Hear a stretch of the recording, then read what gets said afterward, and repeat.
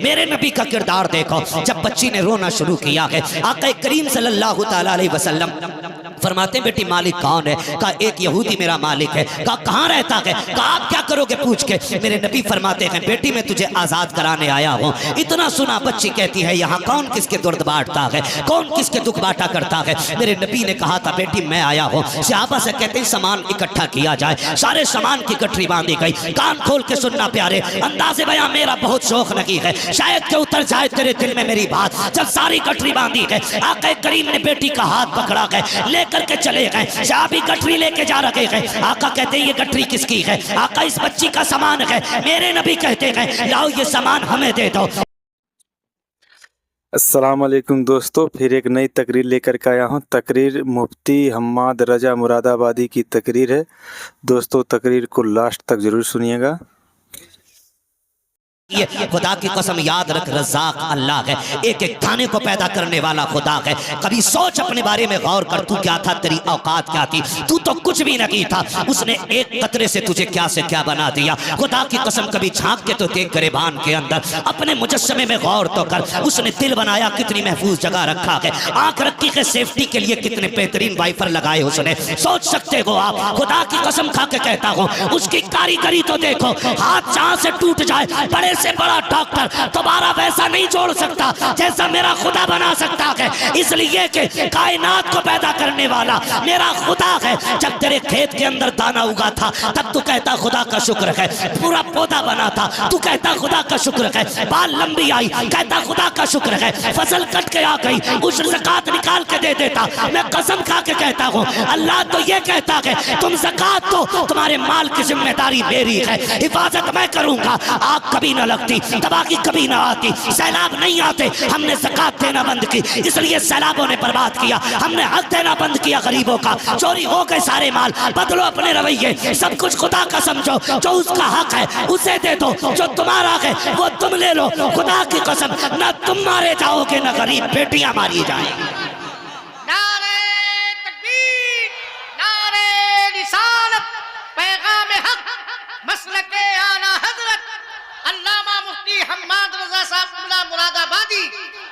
सरकार सुहेले मिल्लत। हम इसी बात पे लड़ते रह गए, इसी बात पे लड़ते रह गए कि मेरे पीर को तूने चाय नहीं पिलाई थी। मेरा पीर आया वो उठ के खड़ा नहीं हुआ था, यही लड़ते रह गए। दर्द रखो यार, आज जागना जरूरी है। जागना, जागने का मतलब ये नहीं हम बम फेंकेंगे। हम हुजूर के मानने वाले लोग हैं, हम हुजूर से सीखेंगे। या रसूल अल्लाह जब सितम हो तब क्या किया जाए?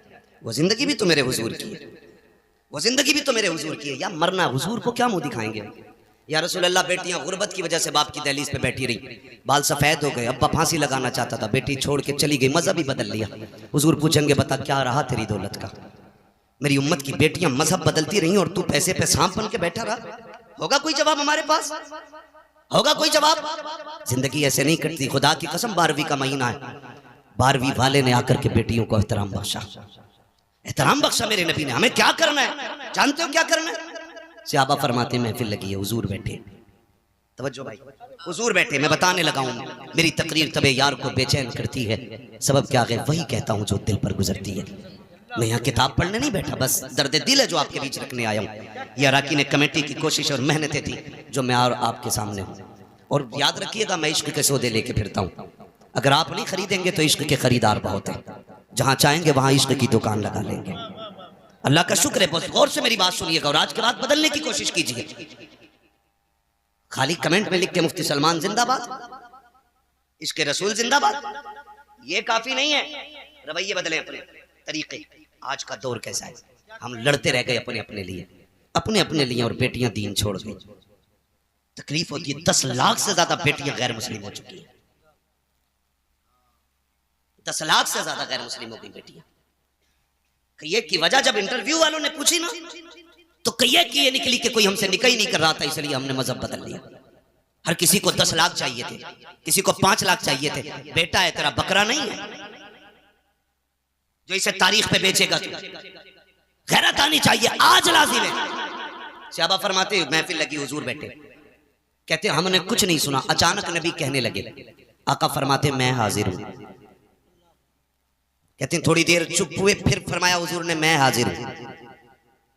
कहते हैं फिर हुजूर खामोश हुए, फिर फरमाया मैं हाजिर हूं। 3 मरतबा ये कह के अचानक हुजूर उठे और दौड़ लगा दी। सहाबा फरमाते हैं हमने देखा अचानक हुजूर बगैर बताए चले गए।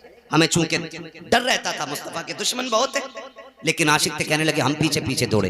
हुजूर इतनी तेज गए कि हमारी नजरों से ओझल हो गए। कहते हैं सहाबा लेकिन फिर भी जिधर जिधर से खुशबू आ रही थी हम उधर मुड़ते जा रहे थे। खुशबू सूंघते सूंघते वहां पहुंचे जहां मेरा नबी मौजूद था। कहते हैं हुजूर गए और एक दरवाजा था पुराना, उस पे आके करीम खड़े। जरा सुने, आज सगी बहन दरवाजे पे आती है ना तो भाई का कलेजा पानी पानी होता है। आ गई लेने के लिए, सगी बहन को चाय पिलाने तैयार नहीं होते हम। यूं तो सैयद भी हो, मिर्जा भी हो, अफगान भी हो, तुम सभी कुछ हो बताओ कि मुसलमान भी हो। हमारे रवैये सगी बहन को पानी पिलाने तैयार नहीं होते। आ गई हराम का खाने, जबान को ताला लगा। बेटियां बहनें जब दरवाजे पे आती हैं ना, वो तुम्हारा लेके नहीं जाती हैं बल्कि तुम्हें और दे के जाया करती हैं। मेरे नबी को देखो खड़े दरवाजे पे। कौन? बेटी अभी तूने कहा ना काश मेरा बाप होता, चल मुझे वही समझ दरवाजा खोल दे। उसने कहा मेरा बाप इतना अच्छा तो नहीं जो आ जाता। कहा फिर तूने ये भी तो कहा था ना काश मेरा भाई होता। महबूब फरमाते हैं चल वही समझ के खोल दे। उसने कहा मेरा भाई होता तो मैं यहां ना होता। आका फरमाते हैं तीसरी बार तूने ये भी तो कहा था ना काश कोई मेरा हमदर्द होता। फरमाते हैं फिर मुझे हमदर्द समझ के दरवाजा खोल। बच्ची कहने लगी फिर आ जाइए अंदर। मेरे हुजूर तशरीफ लाए, चेहरा देखा देखती रह गई, लेकिन फिर देख के कहती आप कौन? हुजूर फरमाते हैं ये न पूछ मैं कौन, ये बता बेटी तूने आवाज क्यों दी थी, रोई क्यों? बच्ची कहती है क्या बताऊं, 7 साल हो गए इस मकान के अंदर। मैं 8 साल की थी या 9 साल की थी, उस वक्त मेरा बाप मुझे बाजार में बेच के गया था और ये मुझे खरीद के लाया था। कहती है वो अच्छी आदत वाले आज तक मुझ पे सितम रहा है। मैं इतनी थक चुकी हूं कि अब मुझसे काम नहीं होता। ये देख मेरी उम्र 15-16 साल है, तुझे नहीं लगता मुझ पे बुढ़ापा आने वाला है? इतनी कमजोर हो गई हूं। महबूब फरमाते बेटी रोई क्यों? उसने कहा मोहतरम सुने तो सही बात, ये काम ज्यादा है, ताकत नहीं है, बीमार हूं, सर में दर्द है।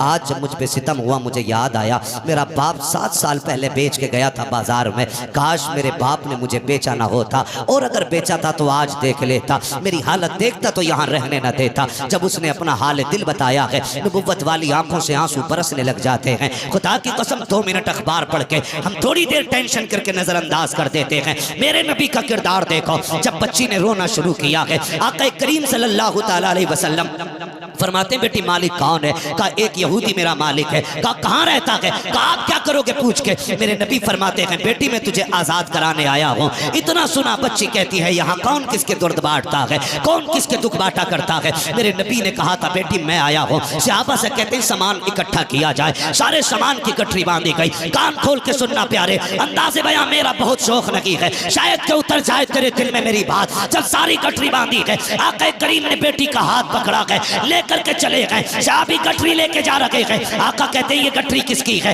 आका इस बच्ची का सामान है। मेरे नबी कहते हैं लाओ ये सामान हमें दे दो। क्या करोगे? आका कहते मैं अपने हाथ में लेके चलूंगा, सरकार गुलाम हाजिर है, हम लेके चलेंगे। तब मेरे नबी ने कहा था ये मेरी बेटी का बोझ है, मुझे उठाने दो, ताकि कयामत तक कल किसी बाप को अगर बेटी का बोझ उठाना पड़े उसे गैरत नहीं आनी चाहिए, नबी की सुन्नत समझ के बेटी का बोझ उठाने लग जाए।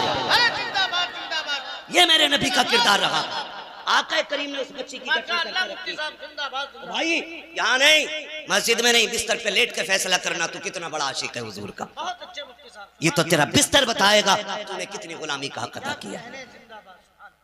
ज़बानें लंबी होती है, चौक में बैठ के पंच बन जाते जी मेरे सामने कोई टिकता नहीं। औकात मेरे हुए नामवर बेनिशां कैसे कैसे, जमीन खा गई आसमां कैसे कैसे। हैसियत क्या है, औकात क्या है हमारी? बड़े बड़े पहाड़ जमीन के अंदर चले गए, कोई नहीं बचा है और न बचने वाला है। ओ भाई जब इतनी बात मेरे नबी ने कही सहाबा रोने लग गए। लाओ ये गठरी मेरी बेटी की है, मैंने इसे बेटी कहा है, लाओ मुझे दो, ताकि कयामत तक कोई बाप बेटी का बोझ उठा के चले उसे गैरत नहीं लगनी चाहिए। वो फख्र से कहे बेटियों का बोझ उठाना ये गैरत की बात नहीं, मदीने वाले की सुन्नत का तरीका है। हुजूर ने गठरी लेके चले, बच्ची साथ जा रही। पहली बार किसी ने बेटी कह के आवाज दी थी। बच्ची गई, बस्ती से बाहर निकल गए। बस्ती के बाहर एक बड़ा मकान था। बच्ची ने कहा वो जो मकान है ना, वो मेरे मालिक का मकान है। तो जो है सारे लोगों की, वो मेरे मालिक का मकान है। बच्ची ने ये कहा और हुजूर ने देखा, उधर बहुत दूर था।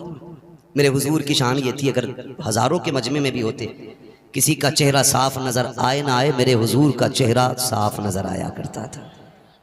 उसने देखा ये कौन है, ये चंद लोगों के बीच में कतई साफ चेहरा। वो नीचे उतर आया, दरवाजे पे दस्तक हुई। कौन? मेरे नबी ने फरमाया अना मुहम्मदुर रसूलुल्लाह। जैसी उसने कहा नहीं खोलना दरवाजा। क्यों? कहा मुझे तुम्हारा दीन कबूल नहीं करना। मेरे नबी ने फरमाया गरज और है, किसी और वजह से आया हूं, दरवाजा खोल, एक सौदा करना है। दरवाजा खोल, एक सौदा करना है। उसने दरवाजा खोला, हुजूर सामने। जी कैसे आना हुआ? हुजूर फरमाते हैं इस बच्ची को तू खरीद के लाया था? कहा हाँ। फरमाने लगे अब इसकी कीमत तू बता, मैं खरीदने आया हूं, मैं खरीदने आया हूं। उसने यूं चेहरा देखा, आप कौन? आपसे इसका रिश्ता क्या? हुजूर ने फरमाया पूरी कायनात से मेरा रिश्ता बड़ा गहरा है, तू बता इसकी कीमत क्या है? उसने कहा आपका कोई रिश्ते में लगती है? आका फरमाते हैं इसकी कीमत बता।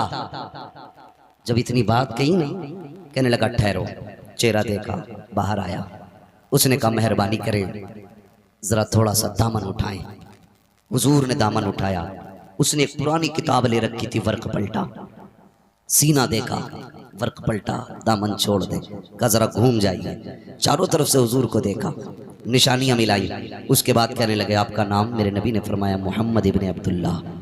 कहा कि खानदान कुरैश से हैं? कहा जी। अम्मी का नाम? आमीना है। सारी बातें सुनने के बाद उसने कहा ठहरिए। अंदर गया, सारे रिश्तेदारों से बोला सुनो, आज वो आ गया था, आज वो आ गया है जिसका जमाने को सदियों से इंतजार है। आज वो आ गया जिसका जमाने को सदियों से इंतजार है। सबने कहा क्या कह रहे हो? कहा ये देखो हमारी किताब। वो दरवाजे पे खड़ा है, नाम मोहम्मद है, अब्दुल्ला का बेटा है, माँ अमीना है, खानदान कुरैश से है, और ये देखो मक्के का रहने वाला है। जल्दी जल्दी आया, खानदान रिश्तेदारों को लेके खड़ा हो गया। उसने कहा सुनो तुम देखते जाओ, मैं निशानी पढ़ता जा रहा हूँ। उसने अबरू की अलामत पढ़ी, चेहरे की अलामत बताई, रुखे रोशन का तज़किरा, जुल्फ़े अंबरी की बातें, वो नशीली निगाह है, वो खूबसूरत अदाएं सारी बताई हैं। वो किताबें देखते जा रहे हैं और वो मिलाते जा रहे हैं। आखिर में सारी मिल गई। कहा मेरी किताब ये भी कहती है जो आखिरी पैगंबर होगा वो इतना दयालु होगा कि वो अपने पैसे से गुलामों को आजाद कराएगा। कहा देखो ये मेरी गुलाम है, आजाद कराने ये आया है। उसने कहा जनाब अब बताओ कहना क्या चाहते हो? मेरे नबी ने ये कहा था इसको बता, मैं इसे खरीदने आया हूँ। उसने कदम पकड़े, कहा सिर्फ इसे नहीं बल्कि मुझे भी गुलामी में शामिल फरमा लीजिए। माशाअल्लाह दोस्तों, तकरीर आपको कैसा लगा कमेंट बॉक्स में ज़रूर बताइएगा और हमारे वीडियो को लाइक करिएगा, चैनल को सब्सक्राइब करिएगा। मिलते हैं आपसे नेक्स्ट वीडियो में।